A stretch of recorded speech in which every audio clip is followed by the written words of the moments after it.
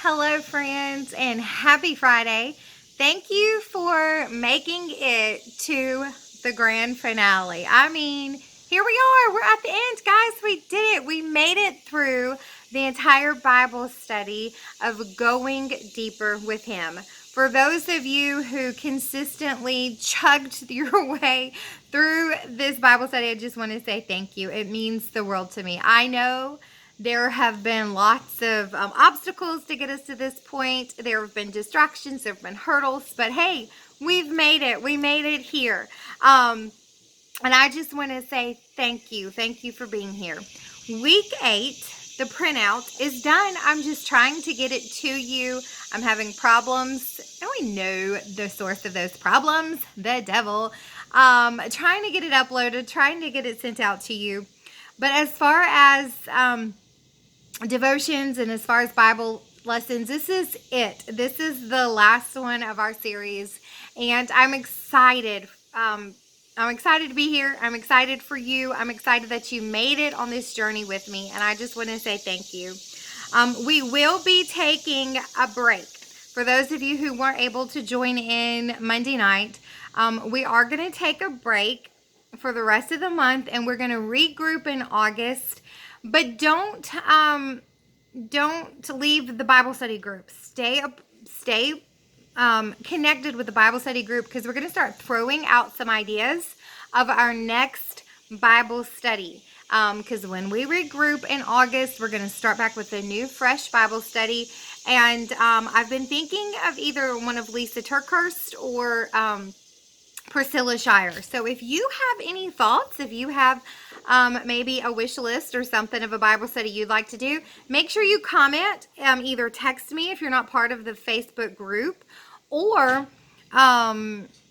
text me or put it on the Facebook group. Okay, so those are what's going on now. Okay, so today, for our very last Bible study, the last one, man, I kept praying, God, what do you want me to say? This is it. This is wrapping it all up.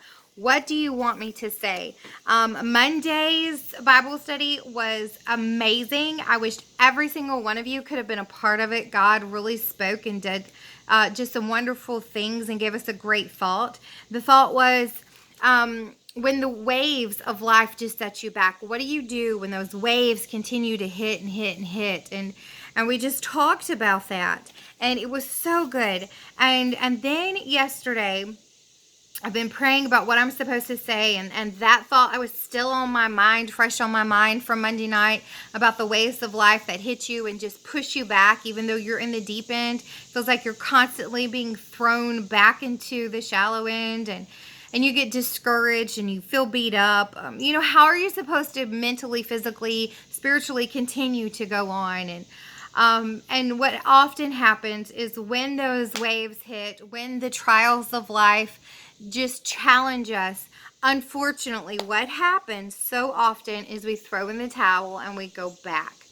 Week 8, we're going to talk about that. We're going to talk about the importance of just keep swimming. And we're going to talk about that quitting is not an option. It cannot be an option. Listen, when you're in the deep end and you quit swimming, what will happen? You'll drown. So quitting isn't an option. But unfortunately, it happens, doesn't it? Man, we can all think of someone that we used to do life with at church, that we used to teach Sunday school with, or we used to sing in the choir with, someone that was faithful, someone that had a burning desire to do something for God, someone who was there every Sunday, someone who was moving forward, and then life hit, and now you can't even get them to come to church anymore. We all know people that way. We all know people where they gave an inch to the devil, and then what happens? Man, the devil took he'd give the devil an inch and he takes a mile. Because sin never just stays at that one sin. Sin will take you further than you want to go. It lasts longer than you want it to last. And listen, it's a high price, a price you don't want to pay. So how then do we stay in the deep end when we feel like we're being constantly pushed back and we're tired and we just want to go back to shore? Well, what I want to do is talk about an instance in the Bible where this happened. Actually happened with some of his disciples. Disciples that had walked with him, disciples that had seen the miracles, disciples that had done the work. And for whatever reason, the choice that they made, they actually packed it up and left and went home. And I want to talk about that today. I want to talk about the importance of don't swimming back. Don't go back. Don't leave the water. Don't get back on that sand, no matter how tempting it is. You stay in the water with him. I'm not talking about the times when you need a rest. I'm not talking about the times when you just need to float for a season. I'm not talking about the times when the waves are so big that they're taking you under, and the trials of life and the heartbreaks of life, the times when you can't even hold on, where you just have to be held. That's not what I'm talking about. I'm talking about when you make the decision to turn around and go home, to no longer walk with God, to no longer grow, to no longer care, to no longer desire a relationship with him. So today, I'm going to start off by a challenge that I want you to read John chapter 6. John 6 is going to give you the backstory of everything that's going on, everything that's taken place that leads up to the story I'm about to tell you. In John 6, we see where the feeding of the 5,000 has taken place. In John 6, we see the next day where Jesus has gone to the other side of the sea, and people just wanted to be near him so bad they hopped in boats and they also followed him to the other side. We see where Jesus is now teaching, and Jesus is teaching some hard doctrine that doesn't even... It wasn't easy to understand. It wasn't easy to digest, and it was hard. It was hard doctrine. He's talking about himself being the living bread, and how as the living bread you are to eat his flesh and drink his blood. And people are like, what does this even mean? They don't understand this doctrine. And so this is where we're going to pick up. We're going to pick up in verse 60, okay? The disciples are now being tested by this doctrine that has made them uncomfortable, this doctrine that has brought in disputes, this doctrine that has brought, some not understanding. And instead of spending time with the one who could explain, instead of dwelling with the one who could interpret the scriptures and interpret the meaning, this is the reaction. Many, therefore, of his disciples, when they heard it, said, "This is hard saying. Who can hear it? Man, this is hard to hear. I don't even like it. I don't want to hear this." When Jesus knew in himself that his disciples murmured at it, he said unto them, "Doth this offend you? Does this make you mad? You don't like what I'm saying? What, as if ye shall see the Son of Man ascend up where he was before. It is the Spirit that quickeneth, the flesh profit nothing. The words that I speak unto you, they are the Spirit, they are life." So God's saying, look, you don't like this because you're in the flesh. The words that I'm speaking are from the Spirit. But there are some of you that believe not. Oh, can you believe that? God's not just talking to a multitude. God's talking to his disciples. Now, this is more than just the 12. We have learned that God has actually called an additional 60 other disciples to go and do his work. So this is not just the faithful 12. This is his disciples that are going out and doing the work. They've all, come back together, and they're listening to Jesus, and they've seen the work. They've seen Jesus move. And this is their reaction to a doctrine that's hard. Jesus knew from the beginning who they were that believed not, and who should betray him. And he said, "Therefore said I unto you, that no man can come unto me, except it were given unto him by my Father." And then verse 66, and this is our theme for today. From that time, many of his disciples went back and walked no more with him. They walked away. The doctrine was hard. The time was hard. The situation got tough. And some departed. And Jesus looked into the 12, his faithful 12, and he said, will you go away also? And I'll let you finish reading that on your own. But listen, will you walk away? I know we get to the point in our life where we think we're comfortable, we're fine, nothing will ever happen. But if we're not consistently walking with God, there will be times when our faith will be tested. Will we walk away? The disciples went back and walked no more with him.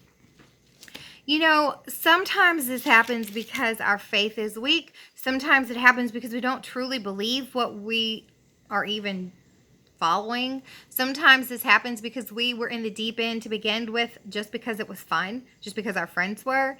And then when it really hits home and we're tested, then our faith is tried. And what do? We're like, this isn't all that fun anyway. And we head back. But look at what God says. God says in Matthew 8, verse 12, he says, I am the light of the world. He that followeth me shall not walk in darkness, but shall have the light of life.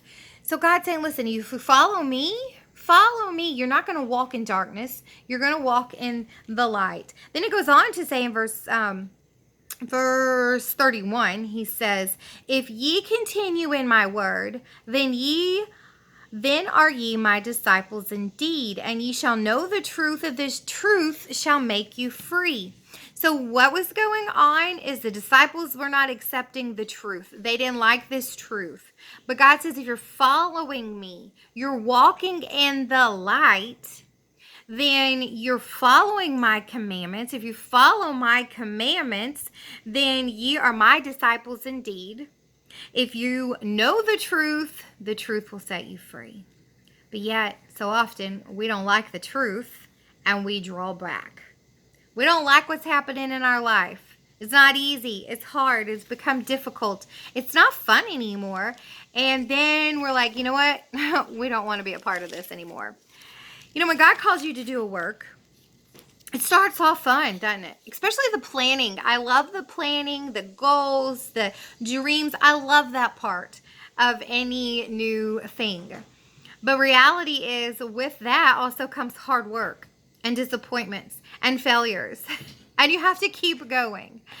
I think of Righteously Redeemed, the ministry that God has allowed me to be a part of.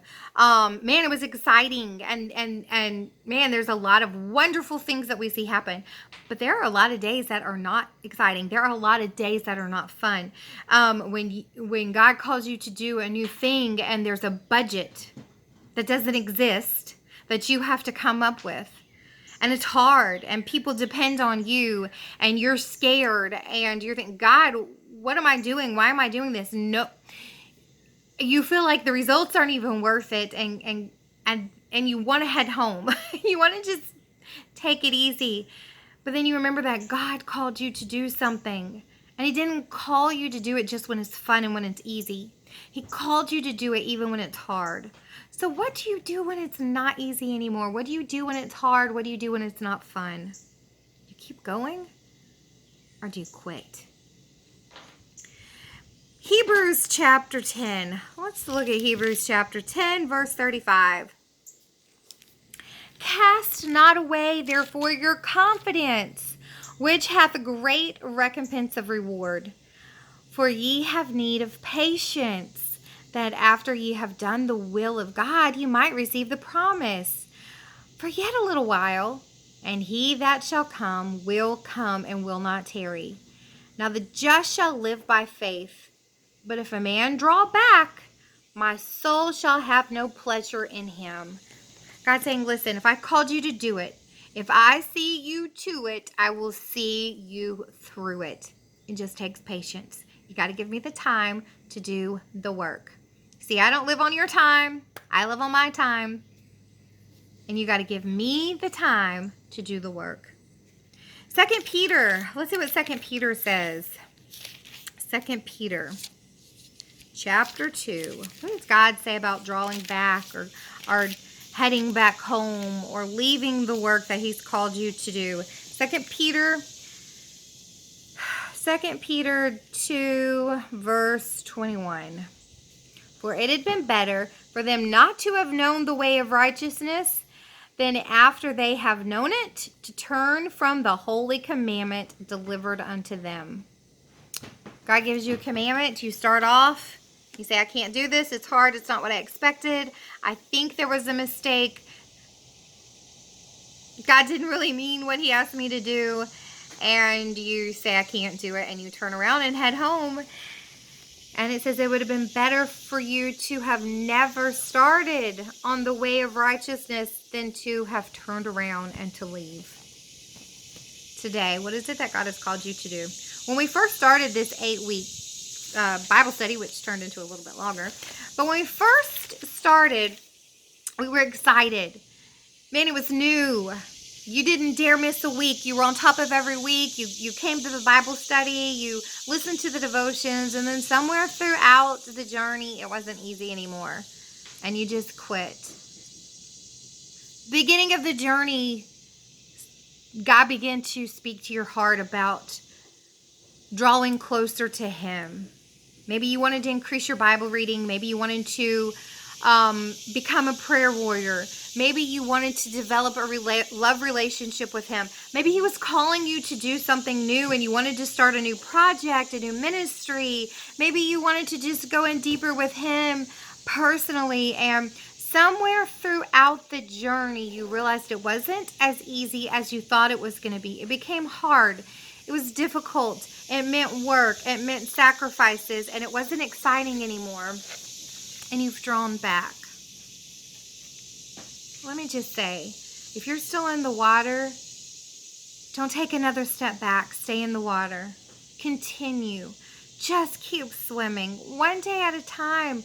You walk with him one day at a time. It doesn't mean you do it perfectly. It just means you never give up. You never quit trying. So what do you do on the days when you're tired? What do you do on the days when you want to give up? What do you do on the days when you're just like, I can't do it anymore? This is where you learn to rest and renew yourself in him. So here we are at the very end of this, and I want to say go back to the basics. Go back to the very beginning. Go back to the basics of basics where you just spend time with him. Quit pushing so hard. Quit trying so hard to make things happen. And just go spend time with him. Rest and renew in him. And here's the beautiful thing. God promises us in Matthew 11. Let me read this to you. The beautiful promise. Matthew 11, verse 28 says, Come unto me, all ye that labor and are heavy laden, and I will give you rest. Take my yoke upon you and learn of me, for I am meek and lowly in heart, and ye shall find rest unto your souls. For my yoke is easy and my burden is light. God says, come unto me. Come unto me. And then in Psalms 91, one of my favorite chapters, if you've never read this chapter, read this chapter. Psalms 91 says, He that dwelleth in the secret place of the Most High shall abide under the shadow of the Almighty. Man, Psalms 91, beautiful. He's saying, dwell in me. If you dwell in me, you will be in my shadow. You'll be in my protection. And when I think of shadow, I think of the shade. And we know that the shade is a place of relaxation. The shade is like, 15 degrees cooler sometimes. It feels that way, doesn't it? But in the shade, you can relax. And God's saying, hey, dwell in me, relax in me, rest in me. So come unto me, dwell in me. And then in Psalms 37, he says, rest in me. Psalms 37, verse 7. Rest in me and wait patiently on me. Fret not thyself because of him who prospereth in his way, because of the man who bringeth wicked devices to pass. Don't worry about anything else. Just rest in me. Find your rest in me. And then in Psalms 51, God gives us one more promise. He says, be renewed in me. Psalms 51, verse 10, create in me a clean heart, O God. Renew a right spirit within me. Restore unto me the joy of my salvation and uphold me with thy free spirit. Today, do you want a free spirit? Do you want a spirit that's not bogged down and worried and frustrated and full of anxiety and fear and depression? Or do you want that free spirit that knows how to laugh and smile and to know that God's in control? I think of the word que sera, sera. Whatever will be, will be. The future's not mine to see. Que sera, sera. An old song from, if you know that, I would love to see a thumbs up later on that you recognize that song. I think that was an old Doris Day movie. But anyway, that got me off track. But que sera, sera. Y'all, whatever will be, will be. Just put it in the hands of the Lord. Allow God to renew you. So come unto me, dwell in me, rest in me, be renewed in me. How? How do we do this? How do we dwell in him, rest in him, renew in him when we are so stressed out and when we're basically just ready to throw in the towel and go home? Well, look at Psalms 46. One of my favorite promises, one that's not new. We know this one. You should have this memorized. Psalms 46:10, be still and know that I am God. Today, maybe you need to quit splashing and quit kicking and quit swimming and quit floating and quit struggling and just be still. Just be still and know that he is God. Listen, when God is real to you, when God is real to you, you cannot walk away. You will not walk away from him. When you've experienced him and you've tasted and seen that the Lord is good, when you can testify that you have personally experienced the goodness of God, you cannot walk away. Oh, you may be tempted. You may need to take a break. You may need to regain and renew, and that's part of the Christian life. You rest and renew, and you get back out there. So why did the disciples, why did they walk away? Why were they able to walk away with him? Because they never believed. Jesus told us, he said, but there are some of you that believe not. Today, if you can walk away, if you can throw in the towel, if you can turn your back on God, it's because you never believed him. You never believed he was who he said he was and he could do what he said he would do. If you can walk away from God, you do not believe he is who he says he is. Today, take a break, take a breath, be still, and know that he is God. Honestly, that's the only way we can maintain the love relationship with God is if we just abide in him. And sometimes abiding in him means we hit the pause button, we hit the brakes, we take a breath. Just take a moment where we're not focusing on all the goals that we have, all the distractions of life, and we just focus on him. We dwell in him. We come unto him, dwell in him, rest in him, be renewed in him, and then we believe in him. Today, will you determine that you will stay in the water with him? It's not always an easy ride. There will be days when you're tempted to just pick up all your belongings and go back to shore. You're going to think it's not worth it. Do you believe he is who he says he is? Do you believe he will do what he says he will do? My friend, if he's called you to it, he will lead you through it. Thank you for being a part of this Bible study. If ever there is just a testimony of saying that God got us through this, it is this Bible study. Y'all, a Bible study that didn't even exist 8 weeks ago. This vision wasn't even around, and then God said, let's do it, and we did it, and God allowed us to have Bible study every single week, other than, the few little bumps in the road that we had. But God gave us a word, and we have to know that's from Him. God is good, and He wants us to go in the deep end with Him. Will you stay? Will you stay in the deep end with Him? Whether you have to float or whether you have to be held by Him, don't leave. Today, I want you to do something. I want you to listen to the song Oceans. Remember our theme song. I want you to listen to the song Oceans and allow Him to speak to you. I love you guys. Thank you for being a part of this. I'm so excited for each of us, and I just can't wait to hear testimonies of what God is going to do throughout this Bible study. Love you, and guys, we'll plan to regroup in August with a new, fresh Bible study.